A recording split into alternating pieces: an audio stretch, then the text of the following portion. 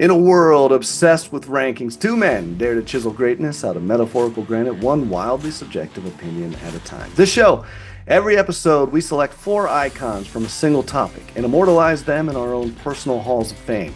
But this isn't really about what should be on the list. This is about what matters to us. We've got our best four superhero movies.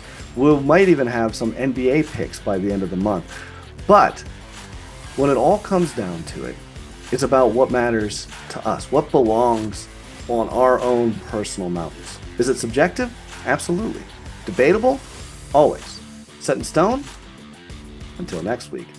Welcome to the Mount Rushmore Show, where your top four says everything about you. I'm Mike Mintz. He's Joe Mintz. Episode 4, Joe, and we got a pretty interesting topic this time around. Mysterious. I am excited about this one, Mike. I know the last one about superhero movies was fun because it was off the beaten path of sports. This one is going to be similar. It's going to be more in the vein of television with a little more potential mystery. Why don't you give them a little tease on what we're going to be talking about? Yeah, mystery is the core of today, and really, we're going with the term whodunit. The idea is the general idea of this particular episode is we're going to pick our favorite series, and that could be, you know, terrestrial TV or cable TV, but it could also be streaming services as well. But we're looking at TV series that cover some sort of central mystery, typically criminal, typically murder, right? And the question of what's going on? Who's who's behind it all, right? And the best ones have an overarching plot with somebody in the middle, and it's all about solving it. Red herrings, different characters, who's doing what, and at the end of the day, it's the greatest of our TV series and streamings. Who done it? Personally, I think it's some of the best prestige television comes around this genre. Um, I look at shows like channels like HBO, Apple TV. They've really mastered some of these. Um, and to me, it's about the season starts, there's a murder, season ends, the murder is solved. Um, each season built around that age old hook someone's dead, who did it? We call those whodunit shows. It's been captivating people for a long time. It started with mystery novels, Agatha Christie and Arthur Conan Doyle. I don't know if those names ring a bell to you, Mike. If you're more the murder mystery reader, that Uh, turned into TV shows like Columbo and Murder She Wrote. That's the first I remember hearing about these sort of shows. And then each episode was a new crime, which was kind of cool. Is it wasn't a whole season; it was each in a jam-packed episode. And then 2010s, I think something shifted in our culture.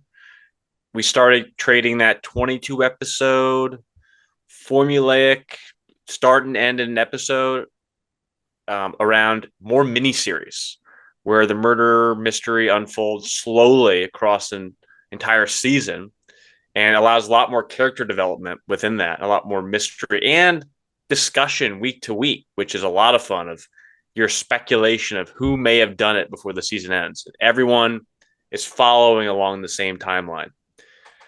Now, we're kind of obsessed with these sort of shows, and they're dark shows. They're typically involving death and murder, things we don't see in our day to day lives if we're lucky. Um, and why are we so hooked on these shows? Maybe it's the suspense, maybe it's the puzzle we're trying to solve, or maybe we just like the moral clarity of it all. A bad thing happened and justice has to be served. That feels good. That's pretty cool. In a world where everything feels blurry and chaotic, a murder mystery certainly is nice to promise a resolution, at least eventually. But let's be honest, it's just kind of fun to be the armchair detective of this whole thing. You know, we live pretty comfy lives, and to watch other lives devolve in more chaos that we don't see is kind of fun to think we can solve it. And in a safe space of conversation fodder. But the question begs of why we're talking about this now. Um, there's two big shows right now that have been guilty pleasure thrillers. One being the White Lotus' last season, season 3 in Thailand. It just finished its final episode maybe a month or two ago. And then the show You closed the book on the final season of Joe Goldberg, once and for all. Full confession, that show You, season 1, when it came out, was not a fun time to be named Joe as a single guy at the time. You know, Right. that a lot of people looked at me skeptical, but that's here nor there. Both shows really leaned hard in that whole murder mystery genre, but really in very different ways. One with the White Lotus being more satire and slow burn social tension, and the other with more body counts and twisted inner monologues. But they both, in a way, remind us why the genre just doesn't get old. There's just something we can't resist about starting a story with a dead body and ending with the truth, or at least someone's version of it. In the case of You, as a culture, we're just obsessed with solving the puzzle, spotting the red herrings, watching the pilot to see what we missed. And turning into amateur detectives and armchair psychologists is basically fantasy football, I think, for emotionally repressed crime fans. So with the White Lotus taking its final blow in paradise in Thailand, and You saying goodbye to its, I would say, problematic leading man, I feel like perfect time to carve out a Mount Rushmore of murder mystery TV seasons. The ones that maybe keep us guessing, made us feel something, and actually stuck the landing. What do you think, No, Mike? and You want to start off with the first one this time? a rarity for me, I guess. I'm gonna go. I'm First of all, polite. Well, hold the door for you. that was excellent, Joe. I think you laid it out perfectly why we're here, and that was something we've talked about, right? Is we want to make this show, relevant. We want to talk about it in superheroes. Of course, Thunderbolts, by the way, real quick recap on that one. Fun MCU movie. Some of the same beats as some of the other MCU films with some of the action scenes. Great ensemble, a step in the right direction, possibly for this next phase. I will say though, a killer last 20 to 30 minutes that takes the general understanding of what most of these comic book movies does and really flips it and does something really unique. And Lewis Pullman, son of Bill Pullman, is going to be an absolute star, by the way. So if you haven't seen Thunderbolts, I recommend it's if you're into MCU, even if you've grown tired a bit, might be a time to jump back in. Mike, I got to ask you, I haven't seen it, but would you consider it a murder mystery in a way? No, no, it's Okay. I'm stretching. no. I was hoping. That would be great. Nope, nope, nope. But speaking of murder mysteries, I do have one, and of course, you brought up HBO, and I think this is a great place to start, Joe, because I go with True Detective. True Detective is that murder mystery, and I think it fits this particular show perfectly because we're talking about a series that's covering some grisly murder type things. The subject matter is really dark, and it also has this all the way out throughout the entire season, and it's really satisfying conclusion to all of this. It's the reconnaissance of Matthew McConaughey, if you will, Woody Harrelson in a fantastic performance as well, and just really, really cool stuff. Also, I want to point out, America's obsession with murders and stuff kind of stems from I was having a conversation with my daughter who's pretty young, and she said something about monsters, and I was like, oh yeah, and she's like, monsters are scary. She's like, but monsters aren't real. And I'm like, see, monsters are real because they're the worst versions of humanity, and they're out there. And True Detective has a monster at its core. And if you're into serial killers and those kind of things, it's great. And it's also like, Joe, it's got some interesting philosophy that most like major market television shows would never touch. And with a really flawed person of people, flawed, both Woody Harrelson and Matthew McConaughey's characters are very flawed individuals that are essentially the heroes. Great pick, Mike.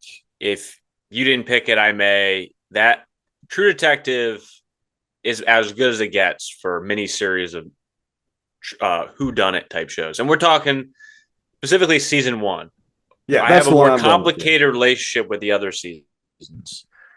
I've only seen season 2 and season 3. I started, and season 4 I didn't even start. Are you a fan of all the seasons, Mike, or are we just talking season 1? Only season one. And Nick Pizzolatto, the guy that has the showrunner, the guy that's created it. I think what season one was so great, it was out of nowhere, right? We had never seen anything quite on that level. What a great name, True Detective, because it felt raw and gritty and Yeah. on the surface. I don't have any issues with the other. I just haven't got around to getting into those things. He's an interesting Nick is a guy that's kind of got an interesting past as well. So, I mean, I'd be interested. I know what season two had was it Vince Vince Vaughn? Vaughn Yeah. and Colin Farrell. And then It was okay. It yeah, wasn't as good as season 1, though. And we have to remind ourselves McConaughey wasn't the McConaughey we know today. that's He right. hadn't released Dallas Buyers Club, and he was known more as a rom-com actor. And portraying a very dark and gritty character was unique at the time. I loved that show. It was cool to follow Louisiana, kind of very haunting, cerebral area too. Um, Fun fact about that show: McConaughey read over 400 pages of Russ Cole's notes and journals to build the character. Oh man. He went truly deep to prove something here. And then the director, Kerry Fukunaga, shot the entire 6-minute single take at the end of episode 4 in one night, which I've heard argued is one of the greatest tracking shots in TV history. It's fantastic, that scene in episode 4. There is a quote that does stand out to me in that show. Time is a flat circle. Everything we've ever done or will do, we're going to do over and over and over again. Yeah. Great writing. Deep and yeah, obviously Nick puts a lot of he did his homework on philosophy for sure. Joe, what do you got? Your first pick for Mount Rushmore here.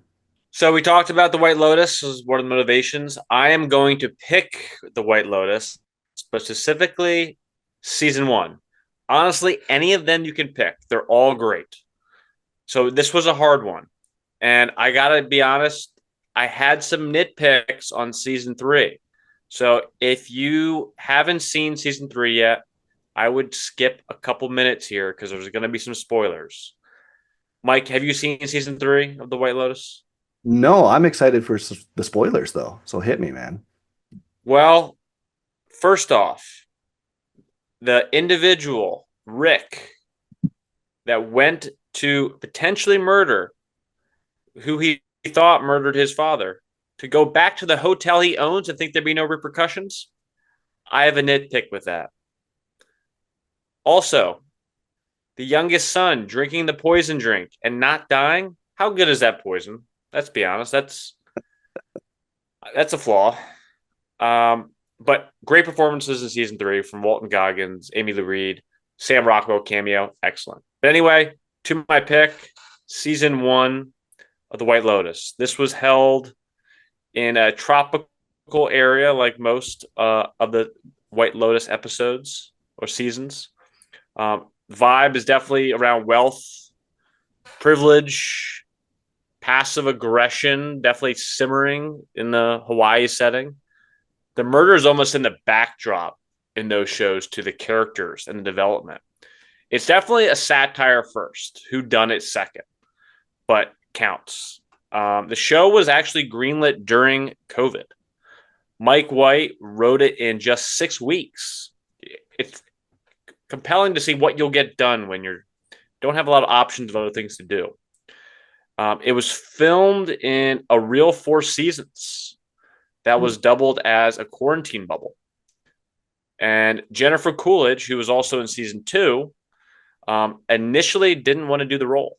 She thought she was too out of shape post-lockdown. And she became one of the most iconic characters in that show and changed her career significantly. She went from Stifler's mom to now being known for this. She changed her mind because a friend told her she was born to play Tanya, and she honestly was. Their iconic theme song that starts every episode, that bird call operatic weirdness, blew up online and charted on iTunes after the show. Crazy. And my one quote is, "You're not special. getting older is just the most boring thing ever. Everyone gets old. It's literally the last interesting thing about you. Well, Satire at its best. I'm feeling that. I feel that one quite a bit. That's a great pick. And I tell you, White Lotus right now, Joe, is all anybody that is in my friends group. Like I had some friends over on Friday night, and that's all they wanted to talk about was White Lotus. Like it is in the Compelling. zeitgeist. Well, now I want to know where season four going to be. There's arguments. Is it going to be in cold weather? Is it going to be in the sun? Knowing Mike White, the creator, I think he's using this as a half excuse to vacation as well. So I don't think he's going to go to the Netherlands to ski. I think it's going to be somewhere nice and tropical again. Yeah, you're probably right. Well, great pick there, Joe. Joe. Well, I guess speaking of setting, right? Because that's the whole thing with White Lotus and the tropical setting, and then even True Detective and New Orleans or in those areas in Louisiana. I'm gonna do setting on this one, and I'm gonna kind of change it just a little bit. You said satire first, who done it second. I got a similar one. This is probably comedy first, and who done it second, and this is Only Murders in the Building, which Okay. is the Steve Martin short. Of course, my background, knowing growing up with those guys, um, just a lot of fun. And they do a podcast. It's a TV show of them running a podcast about an actual murder that has taken place in their large apartment building in New York City. And of course that's the whole joke about the show, their podcast show. They're only doing murders that are happening in their building. So the suggestion is there's multiple of them. It's a lot of fun. Martin Short, Steve Martin, and Steve Martin writes it. And if for those of you that don't know, Steve Martin is not just this comedic genius. He absolutely is, five-time host of Saturday Night Live, a former cast member of Saturday Night Live, and has done all of that stuff. But he's written some stuff that you would never believe. He wrote the movie Traitor, which is fantastic and not a comedy. And so he also writes really tight stories. This one certainly has comedy elements to it. And of course, if you don't know their history, Martin Short and Steve Martin have been longtime friends and collaborators in the past. It's nice to see them get back together and do something kind of fun. And it's a fun show, and it's a fun spin on these podcasts, these true crime podcasts that are coming out and have been part of our, reality over the last, 10, 15 years. And then, to put a little comedic spin on the classic whodunit. I know this show is very popular. Full confession, I haven't seen it, but ever since it came out, I feel like there hasn't been a public appearance of Steve Martin or Martin Short where they're not together. They're kind of become tied to the hip because of Right. this show, even though they've collaborated a lot over the decades. Well, and I wonder, I suppose this is kind of, you talked about age with your last quote, and I suppose, these guys, they're getting older, and how many more, they're not in the height of their glory anymore. This is kind of might be one of their last hurrahs, or at least a chance for them to come out with something that's still social or culturally relevant. And it's fun. I tell you, like it's not True Detective. It's not White Lotus by any stretch of the imagination. It's far more silly in its comedic approach to that, but it's still a good time, especially a little bit of throwback to that 80s 90s era. I can appreciate a show taking a dark topic and making you laugh. Yeah, like a Brooklyn Nine-Nine or something. So, Yep. Good pick, Mike. My next one is The Night of. Um, oh, Came out 2016, HBO. For those of you that have seen it, or it, you know what I'm talking about. For those that haven't, I'll give you a little backstory. A one night stand turns really into a nightmare. A Pakistani American college student basically wakes up next to a dead woman, and the rest of the show unpacks the consequences of a justice system that crushes the innocent and guilty alike. So, based on a British series called Criminal Justice, actually, but very much reworked from what I understand. Um, James Gandolfini was actually originally cast as the lawyer, but passed away right before filming. Honestly, John Turturro did such a great job in that. It'd be hard to picture anybody else. But he brought unforgettable mix of, I would say, neuroses and heart if I'm going to combine the two. His character and his and because is eczema. What was the? I don't know if you know the foot thing. I might be saying it wrong. Oh, like Eczema. eczema, the Sorry, I skin. couldn't Yeah, think the of the skin. word eczema. Yeah, that was based on a real New York City lawyer, and Oh, even there the you go. Crocs were real that this lawyer wore. Apparently, the actor Riz Ahmed, who's had a fantastic career since the show, this was kind of his coming out party in many ways. He spent time in Rikers and he shadowed inmates to prepare for the role. He actually dropped 20 pounds during filming to mirror his character's transformation, too. You can see it in the show. Um, in jail, there's no innocence. Innocence is a word for the outside world. Like that. That's my pick. I dig it, man. I like shows that start off with they're gonna hit you with something big, and then it's gonna take the whole season to be like, how did we get here, right? Like, what were the events that led up to it? And I like that it's also what is the wake afterwards? You know, like what are the effects of this waking up this morning or the night of or whatever, and this situation has occurred. And like those are shows that are scary in the ways that it's not horror, but it kind of is because it's like that could really, I mean, there are situations where any of us could wake up and be like, I have no idea how I got here. And you end up in a situation where you're like, I mean, that's real life. That's Stephen King's style horror. I mean, Shawshank Redemption, those kind of things where it's like, Yeah. that's scary. So, Yeah. And as the show's unfolding, you're still unsure. Like maybe he did do it. Even though you want to believe him, he's an innocent guy. If he doesn't know, maybe he did. So you have all these conspiracies in your head, and that's just what makes a great traditional whodunit in my mind. no, I think that's an excellent pick. So my first two definitely fit our criteria here for seasons that uncover a singular crime and murders and stuff. And I'm gonna stay with deaths and mysteries, but I'm gonna switch it up a little bit. An unconventional show, a British show that was aired in Britain on the British Broadcasting Corporation, and then picked up here in America too. But it was the British version. It's kind of the first place I ever saw Benedict Cumberbatch and some of these other guys. And this is Sherlock. Sherlock season one, 2010 series. It's not a central, whodunit that goes all the way through it. Each episode, which by the way, not standard TV. Each episode is like an hour and a half or hour to an hour and a half, somewhere close to 2 hours, with one storyline throughout. The performances are fantastic. Martin Freeman, you've got obviously Benedict Cumberbatch as Sherlock. You brought up Sir Arthur Conan Doyle and the idea of Sherlock Holmes as one of these, like the origin of murder mysteries. And by the way, just from a history nerd standpoint, we got to shout out to Edgar Allan Poe and Murders in the Rue Morgue because that you don't have Sherlock Holmes without Murders in the Rue Morgue. You don't have that without, great American Edgar Allan Poe's writing. But no, Sherlock is fantastic. These next two picks, this comes down to the showrunners. We talked Nick Pizzolatto. I talked about Steve Martin writing. These next two guys, and this is Stephen Moffat. Stephen Moffat is an absolute uh, genius when it comes to writing television. Not only did he do the Sherlock series, most people probably know him better as the writer of most of the best series and episodes of Doctor Who.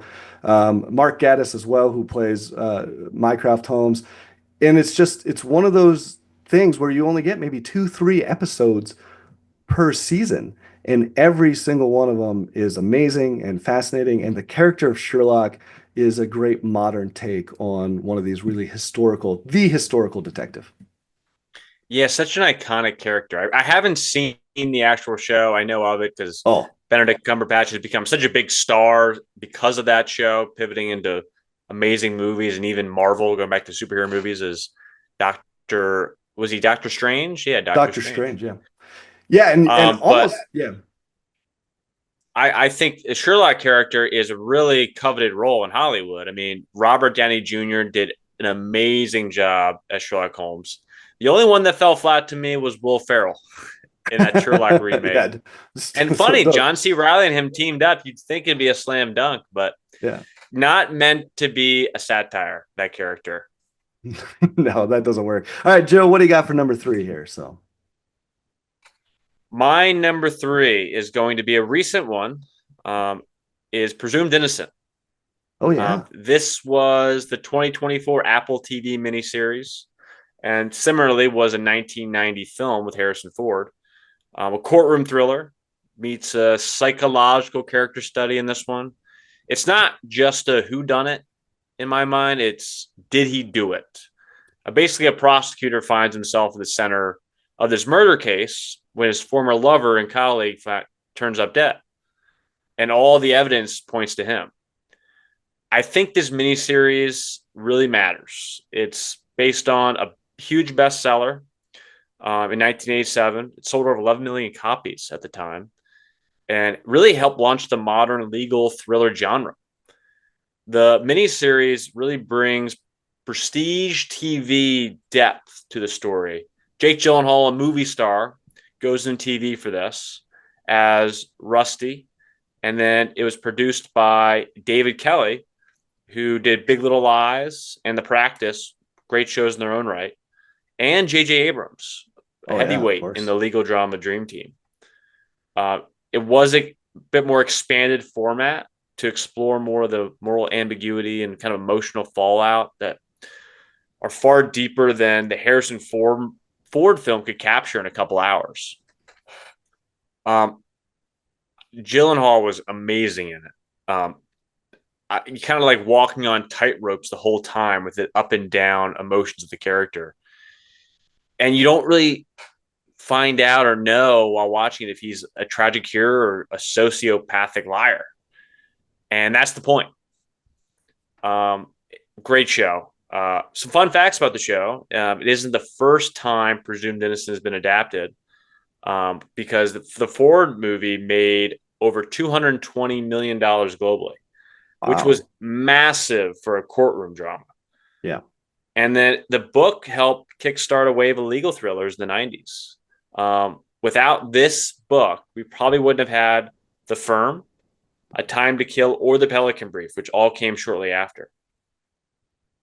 Yeah, man, and yeah, of course. Then you look at yeah, if you set the stage for a success for a courtroom drama, and then what come and those the three that you named it. So it's like I also like the idea of taking a story that was written as a book, and then they make it as a movie. And of course, I'm a movie fan, but some stories work better long form. There are things where it makes sense to let certain things breathe, to bring in maybe what seems like extemporaneous characters, but really they help drive the plot forward. And that's one of those, you nailed it, Joe. What a great pick. And it's one of those that it works better in that setting. It's not that the Ford movie's bad. It's just this was designed to be stretched over a season of television. And it goes into our cultural obsession, but this time it's our obsession with doubt. We're drawn to that question of how well we really know the people closest to us and whether the justice system even cares about the truth or just the story that sticks. And it definitely comes in a time in 2024 where true crime dominates the podcast world, as you mentioned earlier. And the entire series feels like a high end um, fictional echo of those stories that we're seeing right now. They're very polished, prestige, and designed to really make you question everyone.